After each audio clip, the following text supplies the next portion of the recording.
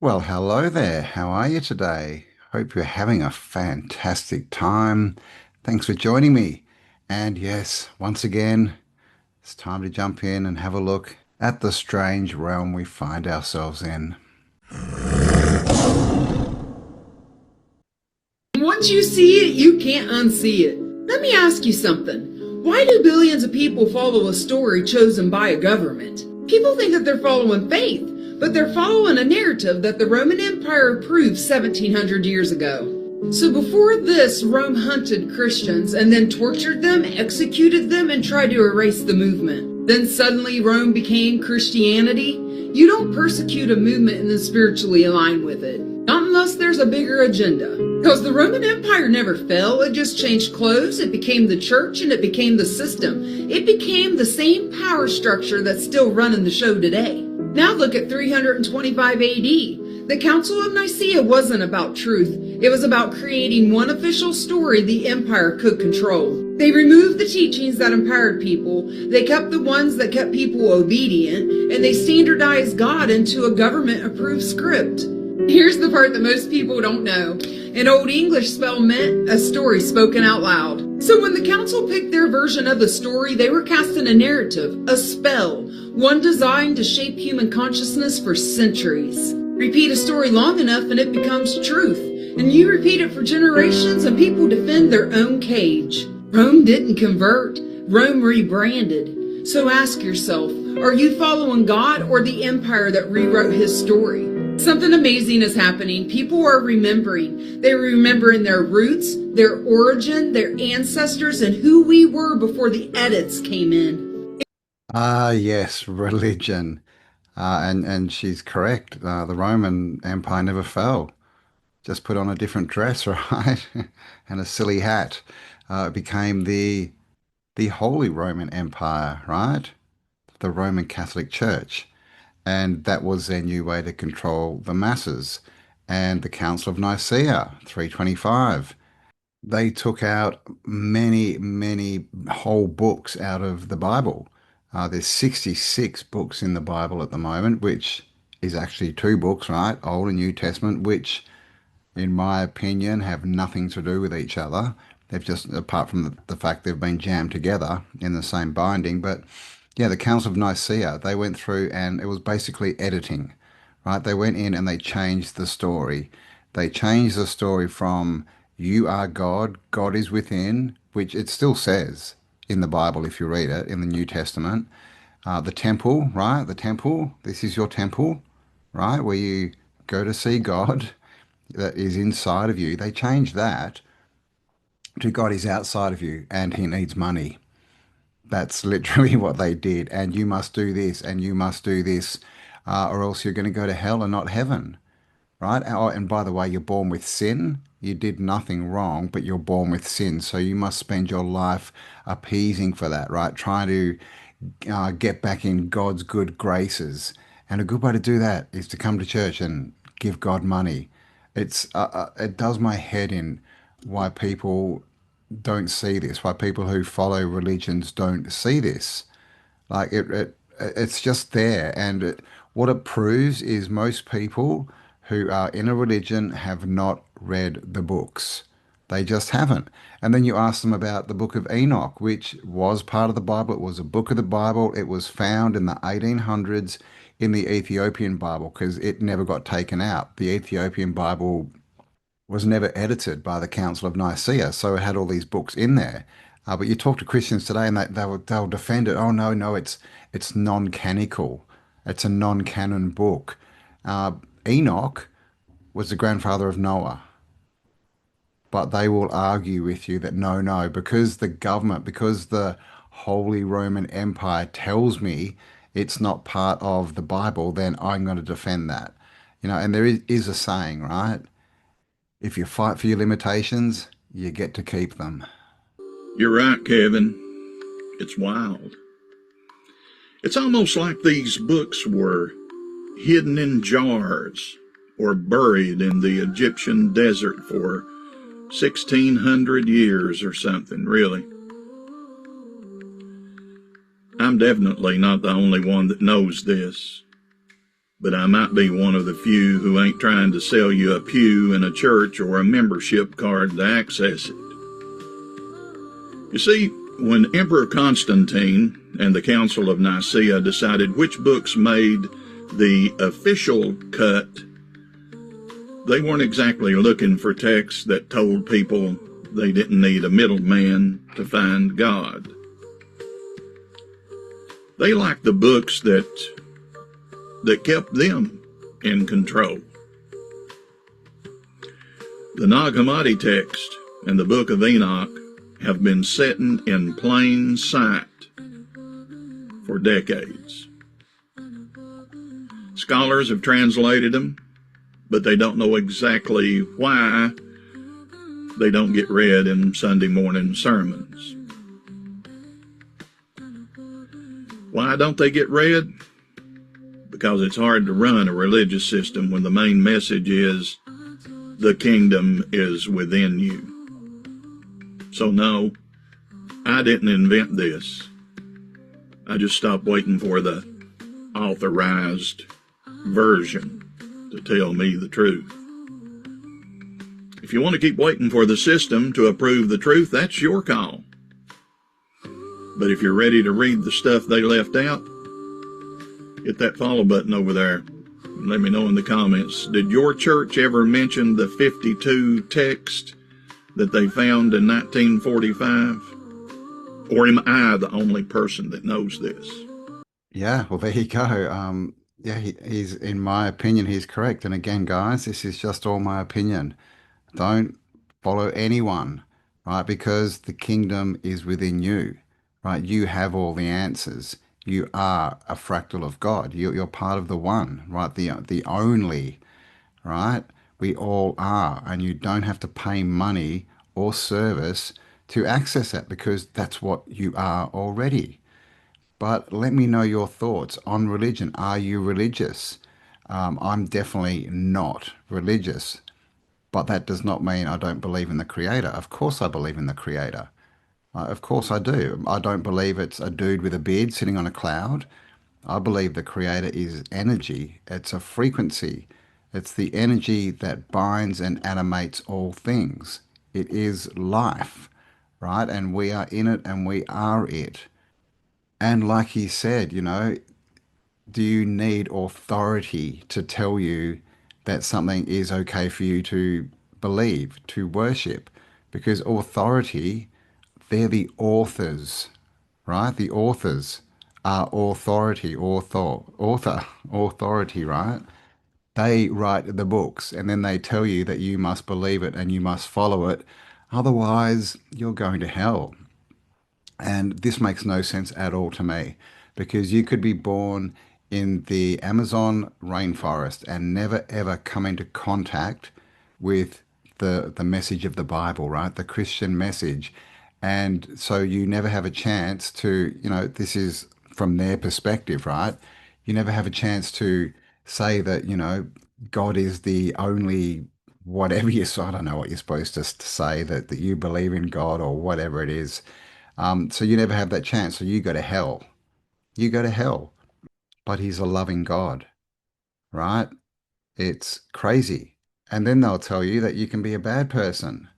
And on your deathbed, you can say, no, no, I believe in God. He's the one true God. And you go to heaven.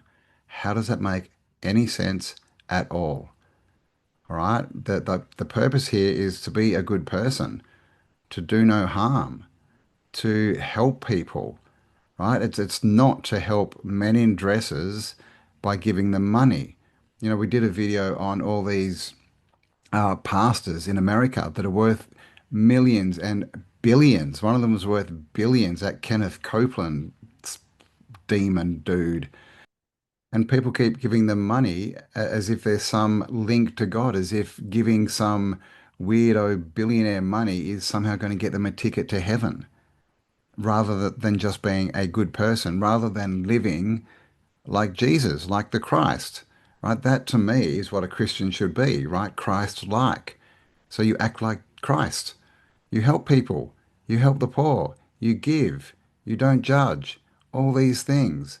That's how you get to, heaven, right? Heaven, whatever heaven is, but that's how you get to a better place after this life, in my opinion. But please let me know your opinion in the comments. Ooh, I've been rabbit holing again. What are demons really? Brand new rabbit hole here. It was sparked by a crazy download, but we'll get there. So what if demons are not little monsters, but they're actually frequencies? And possession is not at all what we're thinking it is. And before you roll your eyes and scroll, you know I brought the scientific and ancient history research to back this up. All right, let's go.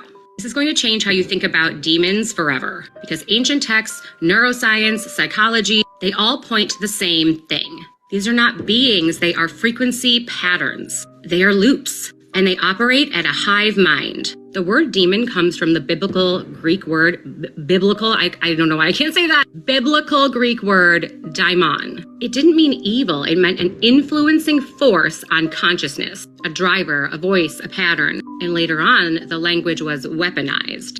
So demons are frequencies like lust, greed, rage, shame. And when people talk about attachments, they're really describing being stuck in that frequency loop. They're not possessed, they're stuck in the loop. Hence cycle breaker. Okay, so neuroscience calls this the attractor state. It's when the same neural pathways fire over and over and over again until choice disappears. That moment when you're like, I don't know why I keep doing this, but I do. It completely erases your free will. Buddhism calls this kleshas. Christianity personified them into the 7 deadly sins. Carl Jung speaks of them as archetypes. Different language, but same thing. And they all knew the truth. And they operate on a hive mind. These patterns spread. Fear spreads, rage spreads, not just spiritually, but neurologically, because emotional contagion is real. So when ancient texts talked about possession, they're describing a loss of self-control, a loss of agency over yourself, and falling victim to cycles of compulsion, fragmentation, addiction, literal consciousness hijack. And this is why they did things like exorcisms, because chanting, drumming, praying, these weren't random rituals. They reset the nervous system and therefore reset the frequency. Are you guys getting how all of my videos tie together? So then from here, my download segued because it made me think of how each demonic energy has a sigil and how that reminds me of sacred geometry and how symbols are used like a frequency, like their symbolic frequency. And then I thought about the heavenly chord. So yeah, there's a lot going on with this rabbit hole, and I'm still rabbit holing all of that part. This is a fresh one, but if you want to know more, give me a part 2 in the comments. And if you're picking up what I'm laying down, comment I break the cycle. Activation complete. The cycle. What I thought about when she was talking is all the people, right? The ones that are called NPCs, the public, these people who don't seem to be able to understand, right? Different points of views, right? Because why? Because they're caught in a cycle. Their brain is in a loop and they literally can't get out of it.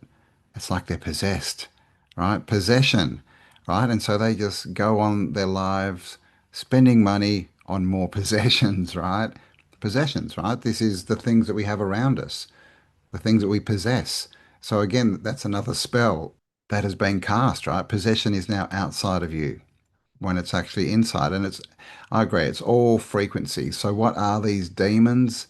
That makes sense to me, that they are frequencies that people get stuck in, right? And, of course, the church and Hollywood will tell us that it's all about these demonic entities entering your body and attaching you, and you need the priest, right, the man in the dress to come and say words and, hold up his crucifix of, their dead Messiah, basically. Weird.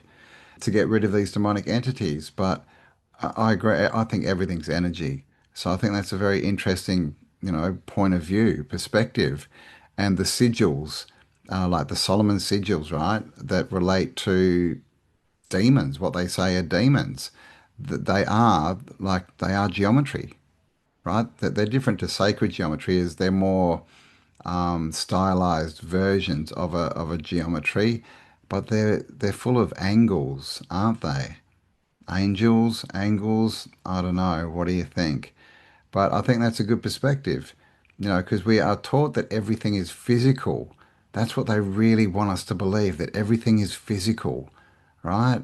The possessions are physical. God's physical, so he needs physical money, right? You need to go to church and only read the bits of the Bible that the man in the dress up the front tells you to read, right? They don't want you to read for yourself and learn for yourself. Like, that's the last thing the church want. But I mean, if God is loving, all, great, he's not going to care if you go out and try and educate yourself, is he? He's probably going to be happy. But they try and turn everything into physical, right? Because they want us to believe we live in a physical world, when the reality is everything is energy. It's just slowed down so that we can have a physical experience and learn lessons, right? I think it's more about experience rather than lessons. I think, because, the all, the one, the creator, if there's only one, it can't experience anything, right? Because there's no duality. So to have experiences, it needs to split, to fractal itself, right, into many parts. And that way it can actually experience things. And I think that might be what's going on here. But let me know your thoughts in the comments. And while I got you here, please give me a like, subscribe if you haven't already, and do leave me your comments. Let me know what you think about all of this stuff. The United Kingdom Corporation, they created something when you were born. You just didn't know because you couldn't know. Your parents didn't know and their parents before them didn't know. Because it's been hidden from you. Because it's too simple. That's the point. Our world is so bloody complicated.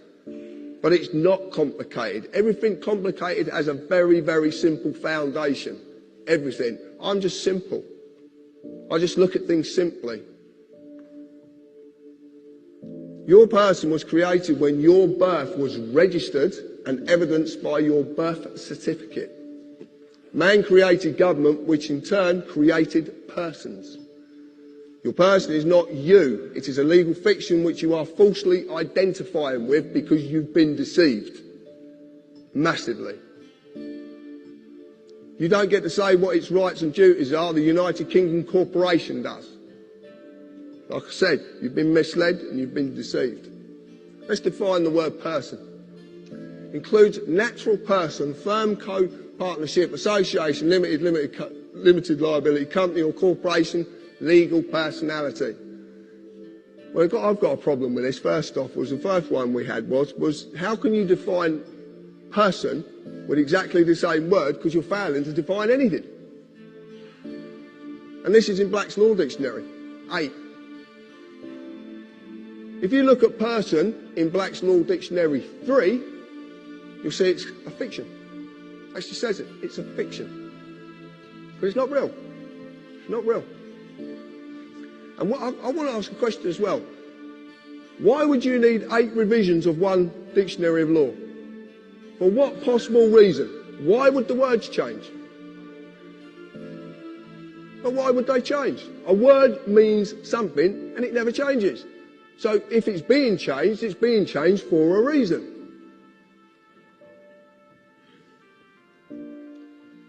The creation of the person. When you were born, your mother, father, submitted a birth certificate registration application form.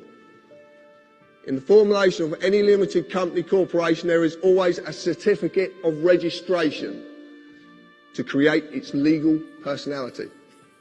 Your fictional person, known by Mr, Mrs or blah blah blah, you can see it up there, is created by the same means. So this is interesting as well. People don't, I couldn't believe this when I actually found out, and this comes from Rob Bernard. Do we know who Rob Bernard is? Really? Yeah, good. I'm glad. Right. When you submit, you are bending to another's will. Okay? So you're bending, you're agreeing to bend to their will. When you register, you are handing over title ownership of whatever you're registering to whoever you are registering it to. You actually physically hand this over. And in doing this, you acknowledge the transferring of that authority. When you apply, it actually means you're begging. And when you beg, it's assumed you know what you're begging for and you know what you're going to give up. That's what this means. Most of the time, you actually volunteer an application. You actually volunteer. You're not made to do it. Do they make you get a credit card? But you submit an application. Everything in this, the whole world is created, it runs on submitting applications for this, submitting applications for that. Other legal fiction. He's a very good teacher. Go check him out. Registered. Registering all this stuff. You're literally giving it away. When you register your car, you give ownership to the government because it's registered, it's interred to the Regis. Regis is king or ruler, right? So you've given it to the government, basically. This is why they can take your car and impound it. In certain countries, definitely in Australia, they crush cars. Why? Because they own it, right? They cannot touch private property. So if your car is unregistered, they actually cannot touch it, and they know this. And this is true. I know this to be true. I had a bus a couple of years back. There was a coaster, Toyota Coaster, it's like a, turned into a camper van type bus. And I had some outstanding fines, and they came and put one of those big wheel clamps on the wheel. And it just so happened that the registration was coming up in like a week or so. And I thought, I wonder what will happen. Let's play this game. And so I let it go out of registration. The day that was not paid, that the registration wasn't paid, so it was unregistered, I went outside and the clamp was gone. They never informed me. There was no contact, no letter sent, nothing. The clamp just disappeared. Why? Because they no longer owned it. It's the truth. All right. But as with all this law stuff, you need to do your research. You need to make your own decision. Don't believe what I or anyone else says, because you need to, I won't say understand, right? Because you shouldn't understand things, stand under people, but you should, inner stand, we'll say, what's going on. You need to educate yourself. You need to be autodidactic, right? Self-educated. And there's enough information out there now that you can do this. Again, I'll leave the link below for the Living Man website, where there's a lot of information. Of course, this is all to do with countries, Commonwealth countries, basically, countries where the law has come from England. So it is different in the US, it's different in other countries, but like the UK, Canada, Australia, South Africa, all these Commonwealth countries, it's all the same law. It all comes from the Sesquive Acts, 1666, right? I-666, which is also the year of the Great Fire of London, where they burnt all the documents, right? So they could bring in their maritime law and start lying to everyone, right? And persuading them that they had to do what they were told. Basically, they just started contracting with people. And like he said, all of this stuff, you're not made to do anything. You just believe you are, right? You are not made. They don't come around to your house when you buy a car and say, you must register this, do they? You go off and do it yourself because you believe that you need to. Why? Because threat of incarceration or fine, right? Theft. If you don't do it, you're scared that they'll kidnap you, throw you in a cage, or steal your money, which is what they try and do all the time. But they only do that if you contract with them. That's the only time they can do it. Because when you contract with them by registering your car, by getting a driver's license, you're agreeing to their terms of service, which basically say, if you don't do what we tell you, we're going to throw you in a cage or steal your money. And this is the big scam, and this is all tied up. This is maritime law. This is definitely tied into religion, right? And the Roman Catholic Church, right? All roads lead to Rome. We know this. There's a reason that saying is out there. But again, this is all, it's just information. This is just for entertainment purposes, YouTube, right? It's all alleged. I don't know what I'm talking about. So go and do your own research. But also, Let me know. Have you started down this path? Have you tried any of these things? Have you found any good, teachers that you could share with everyone else in the comments? Please leave the comments below. I don't know what saddens me more. The fact that you don't see any beautiful passenger trains like this, especially in America, or the fact that such amazing and beautiful pieces of old world machinery, like these trains, were allowed to sit out in the middle of a field and rot away. But just look at the railways of the old world in their prime and how beautiful they looked. Now compare a few of these to what we get on Amtrak today. I can certainly see why the federal government continues to pump millions of dollars into them. But they had everything from rocket trains to Zeppelin trains, like you saw in my previous video. And they even had Zeppelin trains on elevated rail. A truly beautiful golden age of travel.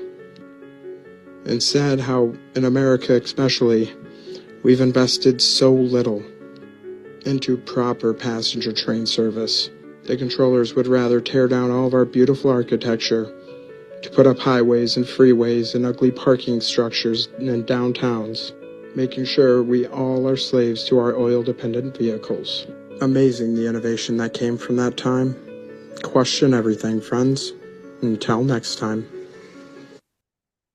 Yes, it is a bit sad looking at those pictures. We had such an amazing civilization going here until we got invaded by these entities, whatever they are, the sea people maybe, aliens, people not from here, who changed the frequencies, right? They took out the bells, they destroyed the cathedrals, took out all the organs and the choirs and changed the frequency, right? To get most of us in these loops, right? Like we saw in that other video, right? Into loops of confusion where we start to comply with them. But we had everything and it was all free. It was all for us until the Rockefellers came along and the Rothschilds, of course. Rothschilds did the banking system. Rockefellers, Standard Oil, right, took over the oil industry and basically didn't like free energy, right, because he couldn't make money off it. Oh, JD. So all cities had tram systems in them, right? And it was J.D. Rockefeller who went around, bought up the tram systems and ripped them out and replaced them with buses that he could sell oil for and got us into cars, right? That he can make money off for oil and petrol. It's all a scam and it's all about power, right? What's powering us? Is it free energy or is it their black goo oil? Right? And the quality, right? It used to be an experience to travel. I remember even in my life when I was young, back in the 70s, like traveling on planes was an experience and they looked after you. And the food was, they made a big effort and it was like restaurant food and you're comfortable, you had leg room, you didn't have to go through all these bloody scanners, right? Just to get on the plane. You didn't have to be treated like a criminal. Now, I mean, I love I love traveling, as in I love to be in other countries, but I do not like flying because I never have enough leg room, right? And I don't have the cash at the moment to fly first class. Working on that one still, but yeah, flying sucks because like if you're domestic, they don't even give you food. You got to pay for it, and they offer you stuff like bloody 2 day old toasted sandwiches for $15. It's disgusting, right? Emirates were okay. I must say they were pretty good internationally, but as far as domestic, it's shocking. There's no leg room. You're treated like a criminal. You're hoarded onto these things, and there's a big scam there with the airlines too, right? They're definitely not using as much fuel as they tell us they are, but they are charging us the prices based on fuel. That's another big scam. Everything's a scam, right? We have been invaded. We had it all sorted out and we've been invaded. And like I said, it was a frequency invasion, in my opinion. But let me know your thoughts. And we have come to the end, guys. So thanks for spending some time with me. I hope you enjoyed that one. I hope you got something from it. Please share this around if you find it interesting. Give me a like. If you're not subscribed, what the bloody hell are you doing? Hit the subscribe button, hit the bell button to be notified of future uploads and all that kind of good stuff. And most importantly, stay awesome, because you are. And I'll talk to you all on the next upload. Bye for now. This isn't a dog, this is a missile with fur. Your couch, it's an obstacle. Your fence, a suggestion. Gravity doesn't apply. They don't do fetch, they do tactical retrieval operations. Sleep, never heard of her. This dog has a full-time job. Even if you don't. You don't walk a Malinois, you get dragged into battle. And just when you're on the edge of sanity, bam! Instant cuddle mode activated. That blur of energy, that chaos wrapped in cute, yeah, that's a Belgian Malinois. Handle with snacks. Why do you think this shit's funny?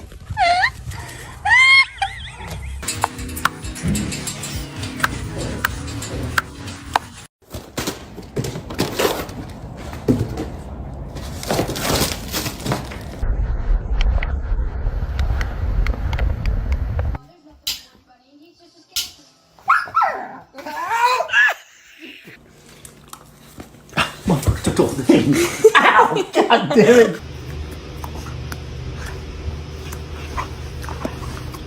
First, stop.